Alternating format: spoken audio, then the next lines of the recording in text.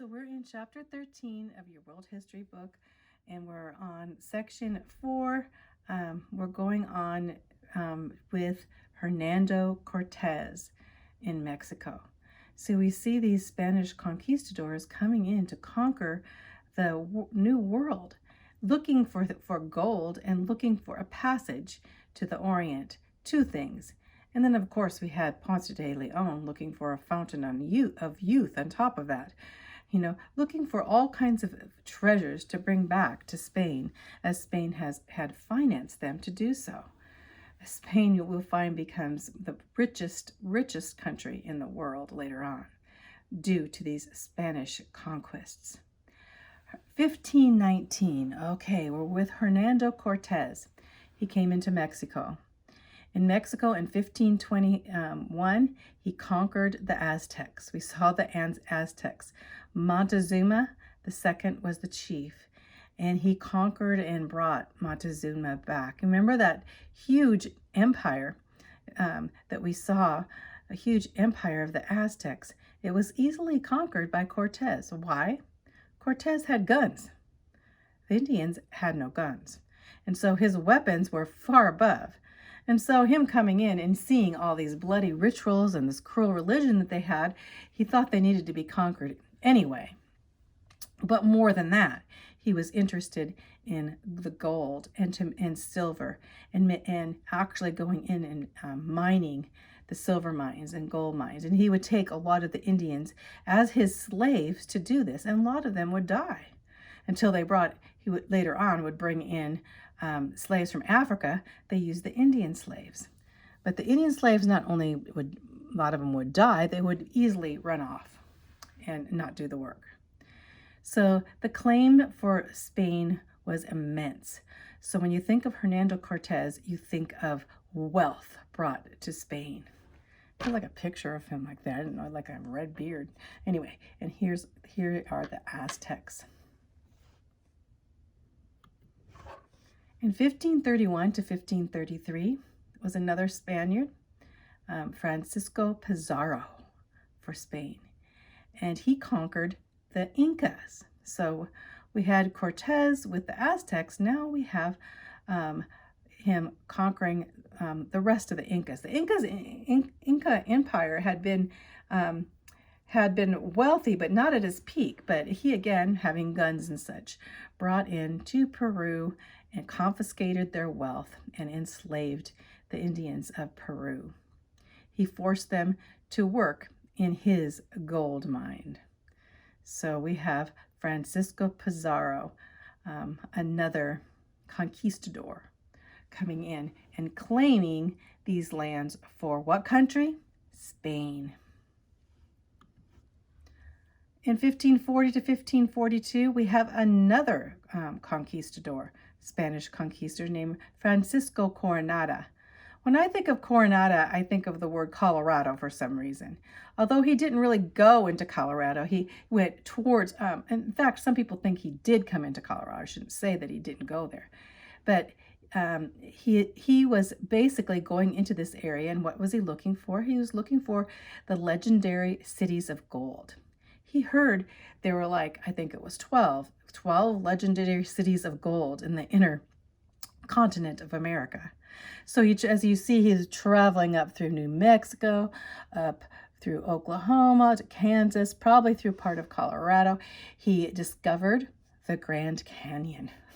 You can imagine him coming onto the Grand Canyon. That was probably a more spectacular discovery than even gold. So he is known as the explorer of the Southwest United States. Coronado, Francisco Coronado.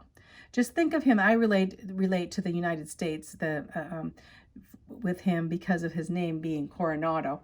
It sounds like Colorado to me, so that's how I remember it. But anyway, Coronado.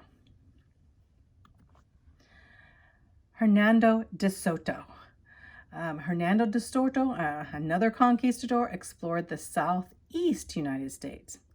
He discovered the Mississippi River.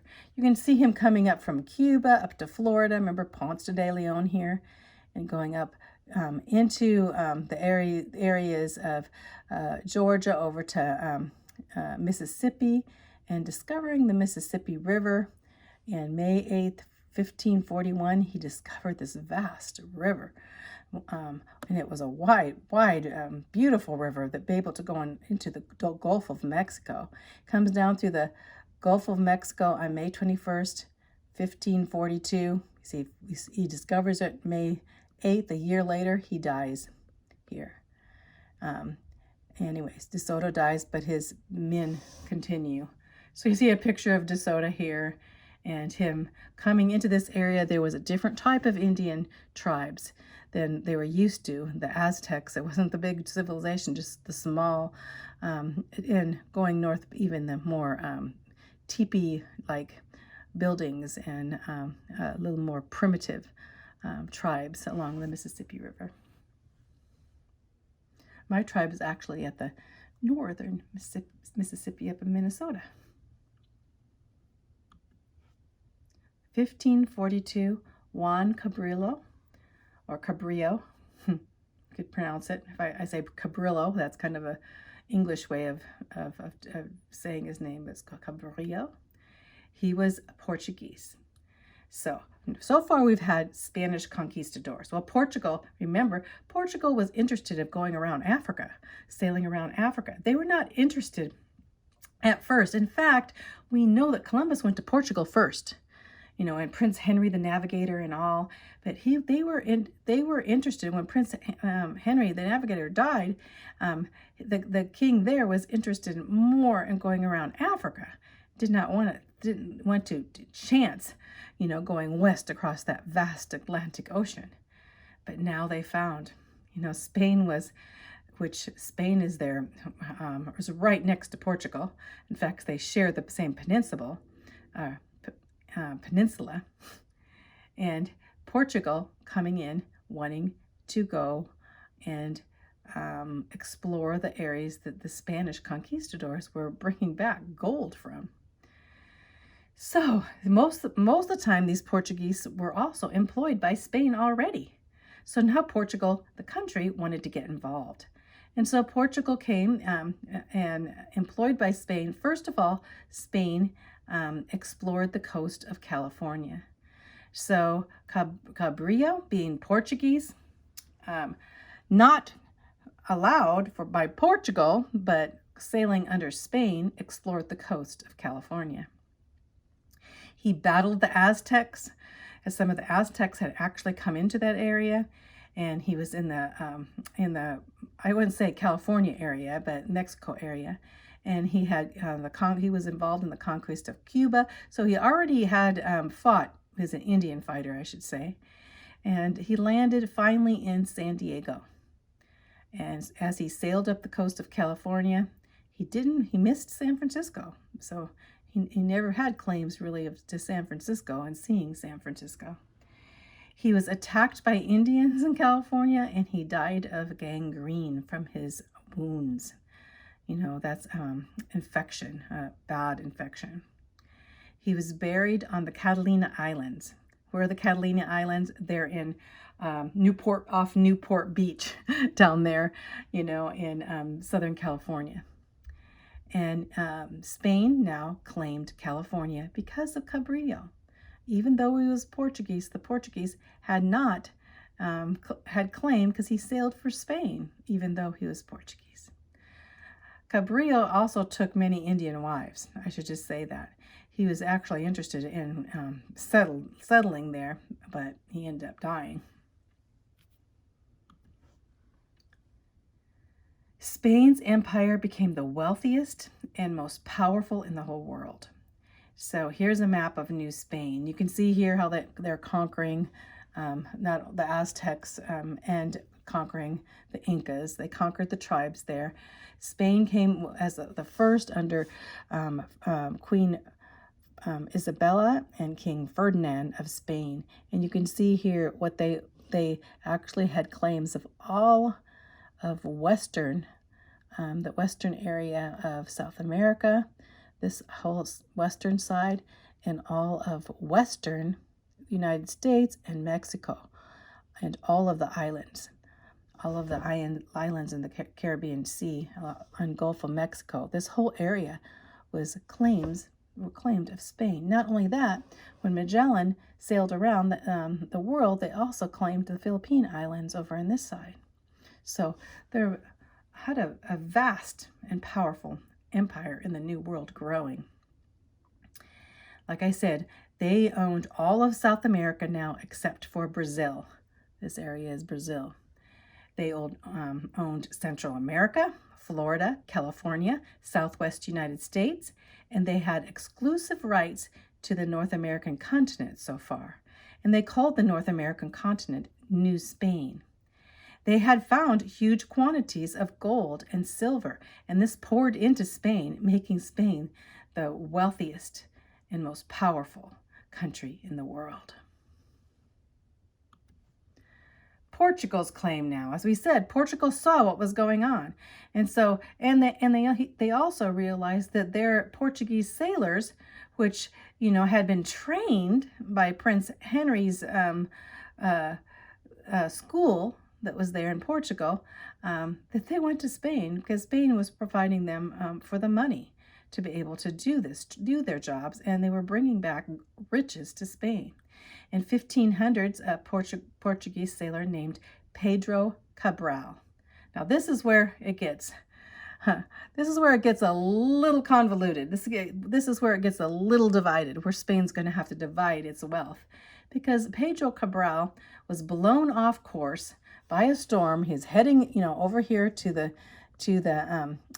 West Indies over here. As he's heading over here, he's blown off course and he lands up down in Brazil. Brazil wasn't called Brazil there, but he discovered Brazil. And so he put claims to Portugal that this part of the New World, which includes all of Brazil now, would not belong to Spain, but belong to Portugal. So as he sailed, you can see how he sailed over here, put claims to this, and then he sailed. It's kind of weird that he would sail back over this direction, because he wanted to sail around Africa. It's kind of weird. Cabral wanted to sail around Africa and he ends up in South America. He was way off course. So, because remember how the Portuguese, they wanted to sail around Africa this way, but instead he landed here. So I never really knew that until now, that he was actually off course. Thought he was going around Africa, but he ended up in Brazil, and then he went right across the whole Atlantic Ocean over here, clear over to the Orient in India. So Cabral has claims to the new land for Portugal. So now Portugal and Spain are fighting over the land because Spain thinks they own all of the new land. Well, Portugal now having these claims because of Cabral's accidental discovery of Brazil. And so Spain and Portugal start battling. They could have gone into a civil war, but the Pope at that time, Pope Alexander the Sixth in 1493, we're talking about 1492, 1493, that's when he was Pope. Well, from that point, he saw the disagreement later on between Portugal and Spain. So he set the boundaries to prevent wars from happening. And they were both Roman Catholics, and he looked and said, we do not want you guys fighting each other, from your peninsula there, Portugal and Spain, having a war over the new land. So he put forth what's called an imaginary line of demarcation. This imaginary line was at 100 degrees west of the Azores. And this land, anything west of this land would be Spain. Anything east of this land would be Portugal. And later on, they moved this land of demarcation to 370 degrees west. So it was at 100 leagues west of the Azores, and then they put it into a longitude. And so now we even see the land of demarcation. That's why in Brazil, on this side of the line, people speak Portuguese. On this side of the land in South America, people speak Spanish. France's claims. Well, hey, we have Spain becoming wealthy. Now we have Portugal becoming wealthy. France looks on and says, hey, we need to get going here. So But France was they were looking for that northwest passage. They didn't want to go down to South America and Central America. They wanted to go north up towards the more of an Arctic area. And they were looking for a northwest passage to get to the Pacific Ocean, to get to the Orient. And so Giovanni Verrazano, I should say, in 1524, explored for France. He was an Italian. Remember, I said the Italians, Italy did not explore, so they would have to go to other countries to be financed. So Giovanni Verrazano explored for France along the east coast of North America. He went all the way down to the Carolinas, to all the way north to Nova Scotia, Canada. You can see the area here. Giovanni's Verrazano's exploring area there. And then we have another French man and sailor, I should say, and he too was very ambitious, a very good explorer, you know, and bringing his ships, the French ships, in 1534 to 1533 is Jacques Cartier. Jacques Cartier discovered the St. Lawrence River, and he explored and colonized North America. So that's why in this area, when you get on into going through the St. Lawrence River, you get in the area of Quebec, you have, what language do they speak there? French. They speak French in the new land. So he had claims to this area of which is now Canada. Excuse me, Quebec.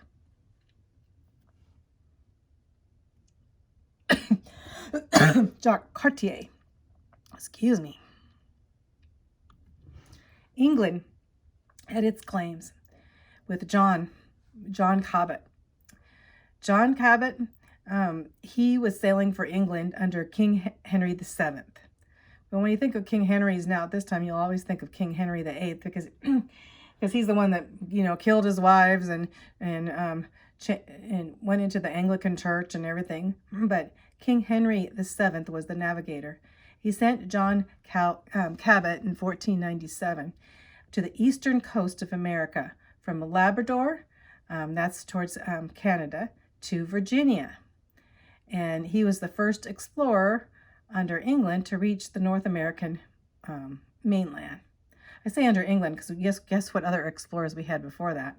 We had the Vikings, remember? But they laid no claims and they left no records at that point. Nobody even knew they had been to America in the year 1000. And that was like, what, 500 years before John Cabot. So we go from England's claim to Newfoundland and England's major claim to the New World now. They have a claim in North America. So here's a picture of John Cabot. Cabot landed in the east coast of North America. He believed that sailing from Europe was a shorter route to go to Asia. He was looking for a northern route to go to Asia. So he claimed the land in Canada, mistaking it for Asia, and he is credited for discovering Newfoundland and on down to Virginia. John Cabot. The New World is absolutely changing.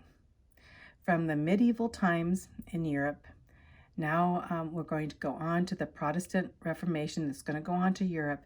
This is a perfect time because now we're going to have great persecution in Europe and people that want to leave the continent of Europe and find new lands for religious purposes. And to find financially stable, to be able to live in a new land. And everyone seeing now these explorers coming back with these fantastic tales of beautiful lands and beautiful riches.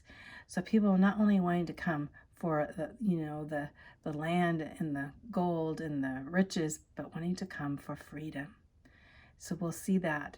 So here we have a picture of the Spanish territory.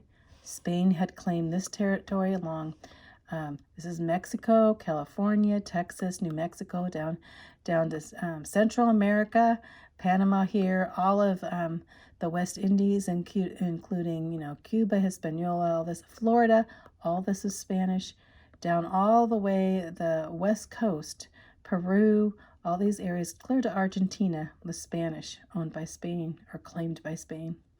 Portuguese territory was, of course, Brazil, as Cabral accidentally discovered Brazil at this point. So this is Portuguese. The French had explored the area of Canada on into the Great Lakes area, actually all the way down to the Mississippi River. So later we'll see that this was all France. We'll see Louisiana was purchased from France. This was called New France. So France owning this huge blue part. And then we have the British claim of the North and Canada, and not only that, down the coast of Virginia, we'll have the British or English claim to here. I never really talked, but there's the Dutch claim, as we'll see. The Dutch claim came into the area of like New York here. It doesn't, you can't hardly see it. Oh, you can see it down here too, some of the Dutch claim, but also this area here was Dutch claim. And then onto the Russian territory, of course, is up Alaska. Russia is right across the tip of the Bering Strait here, and they had come over and claimed the area of Alaska. Actually, they claimed more than that, because the area of Alaska some of the Russians went all the way down to Oregon and Washington, and had claimed Oregon and Washington. So you see how the colonies were put together in the New World, all of these European nations, and claiming their claims to the New World. Even though the New World had already had peoples living there, they would be able to conquer these peoples and bring in their colonies. And many of these native cultures were totally annihilated, especially by diseases that the Europeans brought in. So the world is definitely changes. Here we see throughout the world, you'll see different colonies, and especially on the coastal areas, looking something like this in America.